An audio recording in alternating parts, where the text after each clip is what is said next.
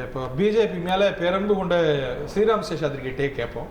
அதில் நீங்கள் கவனித்து பார்த்தீங்கன்னா மீண்டும் மீண்டும் சொல்கிறாரு, பிஜேபி அதிமுக கூட்டணி வச்சா அதிமுகவுக்கு அது மைனஸ் தான், நெகட்டிவ் ஓட்ஸ் இருக்குது அப்படின்னு. ஸோ அதை ஃபேக்டரின் பண்ணுறாரு. ஒருவேளை அதிமுகவும் பிஜேபியும் அதை நோக்கி போயிட்டு இருக்குங்கிறதுனால இது இங்கே விஜய் தனித்து கூட்டணி அப்படிங்கிற ஒரு நிலை, அந்த மேட்ரிக்ஸ் வருதா இதில் உங்கள் பார்வை? அனைவருக்கும் வணக்கம். ஹரி, இப்போதைக்கு நான் ஒரே ஒரு ஸ்டேட்மெண்ட் தான் சொல்லுவேன். Vijay is a untested force. Okay, ஏன்னா இது வரைக்கும் அவர் எந்த ஒரு எலெக்ஷனையும் கண்டெஸ்ட் பண்ணல, அதனால அன்ப்ரூவ்ட் அண்ட் அன்டெஸ்டட். ஸோ இப்போ நம்ம எல்லாம் எது சொன்னாலுமே இட் இஸ் அ ஒரு எஸ்டிமேஷனோ இல்லைன்னா ஒரு கெஸ் ஒர்க்கோ தான். ஒரு இல்லைன்னா ஏன்னா இது வரைக்கும் சர்வேன்றது பிரசாந்த் கிஷோர் எடுக்கல, ஏன்னா அவர் அதை பத்தி பேசவும் இல்லை. அவர் சொல்லக்கூடியது ஒரு உங்களுக்கு இன்டர்வியூ கொடுக்கறதுக்கு முன்னாடி ஒரு இடத்துல எங்கேயோ சொன்னார், விஜய்க்கு 15 முதல் 20% ஓட் ஷேர் இருக்குன்ட்டு. அது 15 முதல் 20% இல்லை என்பது என்னுடைய தனிப்பட்ட கருத்து. இப்போதைக்கு இல்லை. அவருக்கு மிஞ்சி மிஞ்சி போனா ஒரு 5-8% வந்தால் பெரிய விஷயம். அதோட சப் 5 தான் இப்போதைக்கு வரக்கூடிய வாய்ப்புகள் இருக்கு. அதுவும் ஆன்டி இன்கம்பன்சி ஓட்டுகளை. அது எப்படி அந்த அனுமானத்துக்கு வரீங்க? நீங்க அன்டெஸ்டட் ஃபோர்ஸ்னு சொன்னா நீங்க how did you test? நான் தான் என்னுடைய அனுமானம் தானே சொல்றேன். நான் என்னுடைய டேட்டா பாயிண்ட்னு சொல்லலையே, என்னுடைய அனுமானம்னு தான் சொல்றேன். என்னுடைய அரசியல் அனுபவத்துல சொல்லக்கூடிய அனுமானம்னு சொல்றேன். அது ஏத்துக்கலாம், ஏத்துக்காம இருக்கலாம், ரிஜெக்ட் பண்ணப்படலாம், அது வேற விஷயம். நாளைக்கு அது 45% மாறினாலும் என்னுடைய அனுமானம் தப்புன்னு சொல்லிட்டு போவேன். ரைட்? ஸோ அதனால பட் த கொஸ்டின் இங்க என்ன வருதுன்னா, வித்தவுட் பிரசாந்த் கிஷோரை பொறுத்த வரைக்கும் ஒரு ஸ்ட்ராட்டஜிஸ்டா வராருன்னா, நம்ம எல்லாருமே என்ன பண்றோம், எலெக்ஷன் விக்டரின்னு பாக்குறோம். இங்க விக்டரிக்கும் சக்சஸுக்கும் இருக்கக்கூடிய வித்தியாசத்தை நாம் புரிஞ்சுக்கிட்டோம்னா, சப்போஸ் இப்ப விஜயோட அவர் ஒரு கை கோத்து அவர் ஒரு ஸ்ட்ராட்டஜிஸ்டாவோ இல்ல இவங்க சொல்ற மாதிரி நண்பர் அப்படின்னு வித்தின் கோட் சொல்லிக்கிட்டு however the relationship is, Prashant கிஷோரை பொறுத்த வரைக்கும் இதுவரைக்கும் அவர் ஒரு வின்னிங் ஹார்ஸ் மேலேயே பெட் பண்ண ஒரு பழக்கம் உள்ளவர்.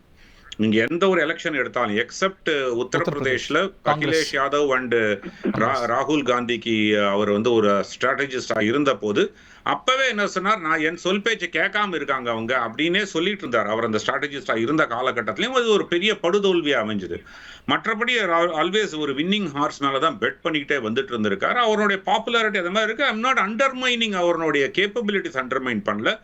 பட் அது அந்த ஒரு வின்னிங் ஹார்ஸ் டிட்டர்மைன் பண்ணி அவர் அந்த அவங்களுக்கு ஒரு ஸ்ட்ராட்டஜிஸ்டா ஆகும் பட்சத்தில் அவருடைய அசஸ்மெண்ட் எப்போதுமே கரெக்டா இருந்திருக்கு. இந்த விஷயத்துல அதனாலதான் இவங்களும் தயங்குறாங்களா இல்ல அவரும் தயங்குறாருன்னு தெரியல, நான் ஸ்ட்ராட்டஜிஸ்டா இன்னும் வரல அப்படின்ட்டு. பட் இந்த ரன்வே சொல்லிட்டு இருக்காங்க இல்லையா, டிசம்பருக்கு அப்புறம் இல்ல அதுல இன்னொரு ஃபேக்டர் பார்க்கணும்ல. அவர் பீகார்ல தேர்தலை வச்சுக்கிட்டு இங்க ஸ்ட்ராட்டஜிஸ்டா அங்க கேட்க மாட்டாங்களா? பீகார்ல என்னங்க நீங்க தேர்தல் நிக்கிறீங்க, அங்க ஸ்ட்ராட்டஜிஸ்டா வேலை பாக்குறீங்கன்னு கேட்க மாட்டாங்களா மக்கள்? You red my mind Hari. நான் என்ன சொல்றேன், அந்த ரன்வேயே உங்களுக்கு கிடைக்குமான்னு தெரியல. பிகாஸ் இப்ப இருக்கக்கூடிய நிலைமையில் திமுக ஒரு ஸ்னாப் போலுக்கு போனாலும் நான் ஆச்சரியப்பட மாட்டேன். ஜூலை ஆகஸ்ட் வாக்குல ஒரு எதிராளிகளுக்கு நேரம் கொடுக்காம தேர்தலை முன்கூட்டியே நடத்த அதிமுக தேர்தலுக்கு இன்னும் தயாராகவில்லை. தாவேகா தேர்தல் என்பதை பற்றி இன்னும் யோசிக்க ஆரம்பிக்கல. அப்படின்னு இருக்கும்போது ஒரு எதிர்கட்சின்றது பாத்தீங்கன்னா ஓரளவுக்கு தேர்தலை பத்தியோ ஏதோ ஒரு எதிர்ப்பை பேசிட்டு இருக்கிறது அளவுக்கு இருக்கக்கூடிய பிஜேபியும் தேர்தலுக்கு இன்னும் தயாராகல. அப்போ ரன்வே எல்லாருமே ஒரு வருஷம் இருக்கு, ஒரு வருஷம் இருக்கும்போது உங்களுக்கு ஆன்டி இன்கம்பன்சி பெருமளவுல வந்துட்டு இருக்கு. இந்த ஆட்சி போக வேண்டும் என்று மக்கள் மத்தியில ஒரு பெருமளவுல ஒரு கோபம் இன்னும் வெளிப்படுத்துறதுக்கு உண்டான ஒரு வாய்ப்பு இல்லை. அந்த ஒரு வாய்ப்பை தேடிட்டு இருக்கும்போது, ஏன்னா இவங்கள்ட்ட இது இருக்கு உங்களுக்கு அண்டர்ஸ்டூட். ஆனா அவர் அதிமுக விஜய் கூட்டணியை ரூல் அவுட் பண்ணிட்டாருன்னு நினைக்கிறீங்களா, இல்ல அதை பவர் பிளே பண்றாருன்னு நினைக்கிறீங்களா, இல்ல is he keeping under robs? இல்ல ரூல் அவுட் பண்ணலன்னு தான் நான் நினைக்கிறேன். ஏன்னா விஜய் தனித்து சென்றால் என்றால் அது திமுகவுக்கு சாதகமாக ஒண்டிதான் இருக்கும். அப்போ என்ன ஆகும்னா திமுகவுடைய ஆன்டி இன்கம்பன்சி ஓட்டுகளை பிளக்கக்கூடிய சக்தியாக ஒண்டிதான் அவர் இருப்பார். இந்த அப்சர்வேஷன் பத்தி ராஜ்மோன்ட்ட பார்வை மட்டும் வாங்கிட்டு வரேன். கமிங் எனி டைம் விஜய் தனித்து நின்றா அது பயனாளி திமுகன்னு இவரும் அனலைஸ் பண்றாரு. மதிப்புக்குரிய ஸ்ரீராம் அவர்கள் ஒரு விஷயம் சொன்னாங்க, அவர் வின்னிங் ஹார்ஸ் மேல தான் பெட் பண்ணுவார்னு. அவர் அதையும் தாண்டி ஒரு பெரிய மனிதர். பட் எங்களை வின்னிங் ஹார்ஸாக அவர் பார்க்குறாரு, அவருடைய சப்கான்ஷியஸ் மைண்ட் பார்க்குது அப்படின்னு அதை நான் வந்து ரசிக்கிறேன். அப்புறம் அன்டெஸ்டட் அப்படின்னாரு. நீங்கள் வெறும் கட்சி ரிஜிஸ்டர் பண்ணி தொடங்கி இந்த ஓராண்டுக்குள்ளேருந்து மேலோட்டமாக பார்க்குற பொழுது அப்படி ஒரு கண்ணோட்டம் சாருக்கு வந்திருக்கலாம். நான் இதே அரங்கத்தில் இன்னொரு முறை சொல்லியிருக்கேன், கட்சியே ஆரம்பிக்காத போதே இப்படி ஒரு A4 ஷீட்டில் எங்கள் லீடருடைய ஃபோட்டோ மட்டும் எடுத்துகிட்டு தெருவில் நடந்து போய் எங்கள் மன்றத்தை சார்ந்தவங்க 127 ஊரக உள்ளாட்சி இடங்களில் ஜெயிச்சாங்க. புதுக்கோட்டையில் ஒரு மாமன்ற எலெக்ஷனில் தலைவருடைய ஃபோட்டோ காமிச்சு பர்வேஸ் வின் பண்ணியிருக்கார். மீனிங் மக்கள் மத்தியில் அபரிமிதமான ஒரு குட்வில் இருக்கு. கட்சியை மக்கள் பிரதிநிதித்துவ சட்டத்தின் அடிப்படையில் பதிவு செய்து வருவதற்கு முன்பு இது நிகழ்ந்தது. நீங்கள் இதை கிராஸ் செக் பண்ணி பார்த்துக்கலாம். அப்புறம் சமீபத்தில் நடந்த 3 தனித்தனி ஒருவருக்கொருவர் சம்பந்தம் இல்லாத சர்வேஸ்ல ஆல்மோஸ்ட் எதிர்க்கட்சி இடத்துல இடைத்தேர்தலில் போட்டிட்டு பலம் காட்டிருக்கலாமே. விக்கிரவாண்டி வந்தது, ஈரோடு வந்துச்சு. நல்ல கேள்வி சார். அப்படியே காங்கிரஸ் கேளுங்களா, அவங்கள போட்டியிட திமுக விட்டுருக்கலாமே. திமுக இது வரைக்கும் இடைத்தேர்தலை புறக்கணிச்சது இல்லையா?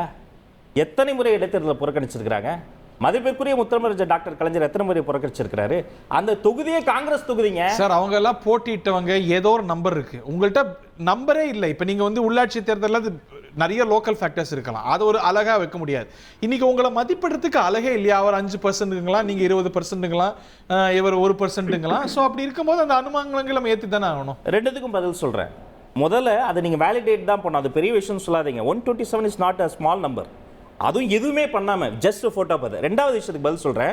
கட்சி ஆரம்பிக்கும் போதே மிக தெளிவாக 2026 அவர் டார்கெட் அப்படியே டிக்ளேர் பண்ணி ஆரம்பிக்கப்பட்டது தமிழக வெற்றி கழகம். இடையில நாடாளுமன்ற தேர்தல் வந்தாலும், இடைத்தேர்தல் வந்தாலும், எந்த தேர்தல் வந்தாலும் நம்ம இலக்கு 2026 டிக்ளேர் பண்ணிட்டு வந்தோம். சொன்ன சொல்லின்படி இப்போது வரை நிற்கிறோம், நிற்போம். தனிச்சு நின்னா அது பயனாளி திமுக தான். நீங்க யாரை வந்து அரசியல் எதிரின்னு சொல்றீங்களோ? நாங்கள் தனித்து நிற்பது எங்களுக்கு தான் பலம். எங்களுடைய கொள்கை எதிரி இந்த மண்ணுக்கு ஒவ்வாத பாஜகங்கிறத டிக்ளேர் பண்ணிட்டோம். அவங்க அஜெண்டா வேற, எங்க அஜெண்டா வேற. அவங்க அஜெண்டா வந்து மதவாதம், எங்க அஜெண்டா பிறப்புக்கும் எல்லா உயிருக்கும். அவங்க கொண்டு வர சட்டங்களின் தன்மை வேற. கட்சி பதிவுக்காக காத்திருந்த காலகட்டத்திலேயே CAA-வை துடிச்சலாக எதிர்த்தவர் என்னுடைய லீடர். இப்படிப்பட்ட சூழ்நிலையில் அவங்க ரூல் டவுன். இந்த பக்கம் எதிர்ப்புன்னா ஒரு அறிக்கை விட்டதா சொல்றீங்களா? ஏன் அறிக்கை உங்களுக்கு சாதாரண ஆயுதமா? கட்சிக்கு ரிஜிஸ்ட்ரேஷன் பண்ணிட்டு வெயிட் பண்ண அதெல்லாம் விட வலுவான ஆயுதத்தை மத்தவங்க எடுத்தாங்கல்ல. 31 வருடங்களாக VMI என்ற விஜய் மக்கள் இயக்கத்தின் மூலமாக பண்ணதெல்லாம் பேசவா? 2009 நாகப்பட்டினத்தில் மீனவர்களுக்காக புதுக்கூட்டம் போட்டதை நான் சொல்லவா? அந்த கூட்டத்தின் பெயர் பாய்மர படகு பாடையான கொடுமை. அந்த கூட்டத்தில் மைக்க பிடிச்சி 2009 அவர் பேசியிருக்கார். 2008 இதே சேப்பாக்கத்தில் இவர் உண்ணாவிரதம் இருந்தார். தொட்டுவிடும் தூரத்தில் ஈழத்தில் மக்கள் செத்த போது பின்குறிப்பு உண்மையான உண்ணாவிரதம் இருந்தார். 1 மணி நேரம் உண்ணாவிரதம் கிடையாது. 37 இடங்கள் எங்களுடைய ரசிகர் மன்றத்தை சொந்த உண்ணாவிரதம் சார் நிறைய பண்ணியிருக்காரு சார். அது எல்லாமே வெல்ஃபேர் பாலிடிக்ஸ் தான். அதோடைய தொடர்ச்சி, அதோடைய நீட்சியா இதை நம்ம முறைப்படி ரிஜிஸ்டர் பண்ணி பண்ணணும். இந்த களத்துக்கு வரும். Yes we are new. ஆனா நாங்கள் முதன்மை சக்தி. நான் ஓவர் கான்ஃபிடன்ஸ்ல சொல்ல, டேட்டா வச்சு சொல்றேன். அர்ச்சனா பட்நாயக் IAS அதிகாரி சொல்றாங்க 6.25 கோடி 2026 ஓட்டு போறவங்களோட மொத்த எண்ணிக்கை. அந்த 6.25 கோடியில சற்றொப்ப புதிய வாக்காளர்கள் எண்ணிக்கை 1.25 கோடி. Please cross check. இந்த புதிய வாக்காளர்கள் 1.25 கோடி எங்களுக்கே ஓட்டு போட்டுறவங்க கூட நான் சொல்லல. ஆனா புதிய வாக்காளர்கள் இந்த முறை 1.25 கோடி சற்றொப்ப வராங்கிறத நான் டேபிள்ல வைக்கிறேன். சோ அப்ப ஏற்கனவே இருக்கக்கூடிய பிளேயர்ஸை விட, காலங்காலமா இருக்கக்கூடியவங்களை விட புதிதாக வரக்கூடியவங்களுக்கு ஒரு எட்ஜ் இருக்கு, ஒரு நம்பிக்கை, ஒரு குட்வில், ஒரு ட்ரஸ்ட் காலங்காலமாக எங்கள் மீது இருக்கிறது. ஒரு கிளீன் ஷீட் இருக்கு எங்க லீடர் மேல. அப்ப தனித்து நின்னாலும் லாபம் எங்களுக்கு தான். அசுர பலத்தோட நாங்கள் நிற்கிறோம், எங்களுக்கு தான் எல்லா லாபமும். ஒருவேளை வருங்காலத்தில் எங்களை நம்பி கூட்டணி வந்தாலும் அரவணைப்பு.